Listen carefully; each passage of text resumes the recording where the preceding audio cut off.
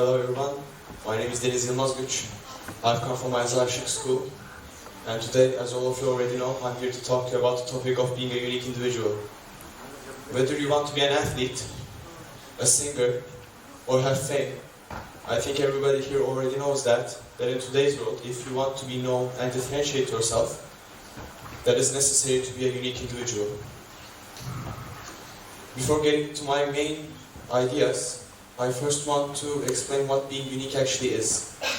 But for me, being unique is when someone or something has a distinct feature that separates themselves from the rest and stands out from the crowd.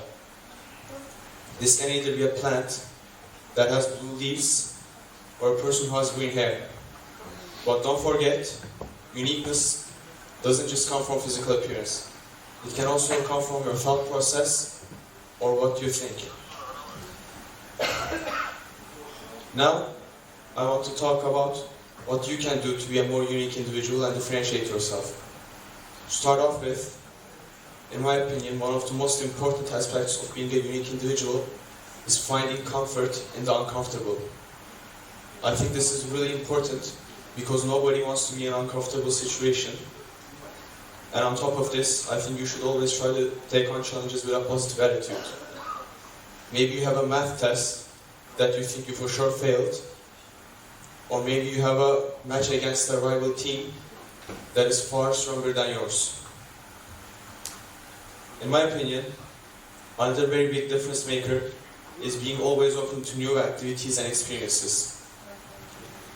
Maybe you won't like all of them, and maybe you will even hate some of them. But maybe, even if there's just one that sticks with you, you can focus on it and try and improve on it each and every day. And maybe in the end, you will have a whole different life than what you would have had if you hadn't taken that first step. And even if you don't like any of the experiences that you had, you will at least know that you didn't like it. And I believe that there's no such thing as a bad experience. As I've said in the beginning, uniqueness doesn't just come from your physical appearance. So I would advise, if you truly want to be unique, that you should add to your knowledge on what you know. Maybe you can read books on topics that you find interesting and make projects about them. Finally, what I think is to be the most important aspect of being a unique individual is to just be yourself. Before you can start trying to add on to yourself and trying to become more unique, I think you should start off by knowing actually who you are and truly knowing yourself. Some people make it their life mission trying to be unique, but they fail at it because they didn't know themselves from the start. Without having a stable foundation, it doesn't matter what you put on top of it, it won't be stable. Everybody is already so different in their own kind of way that even if you just be yourself, you will be far more different than a lot of other people. In this final chapter, I want to talk about what you can do in order to become a more unique individual. What I do in my daily life in order to become a more unique individual.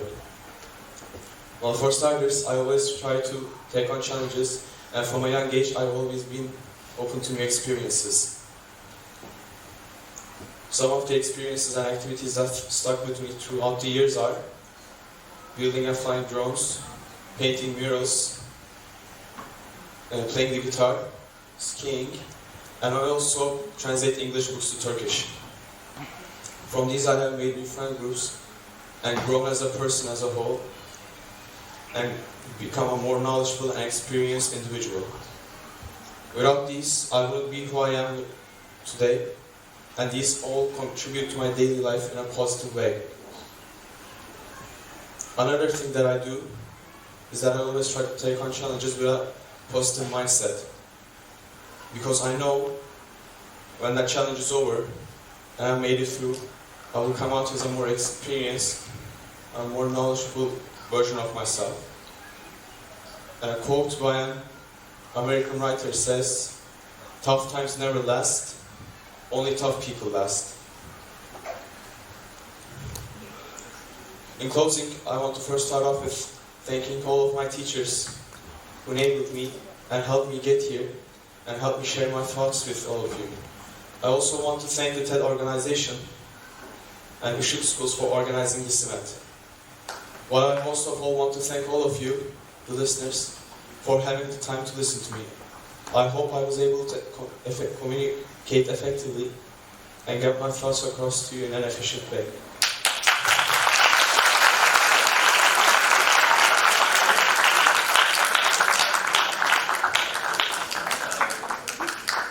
And with that, it's officially time for lunch. Thank you and enjoy.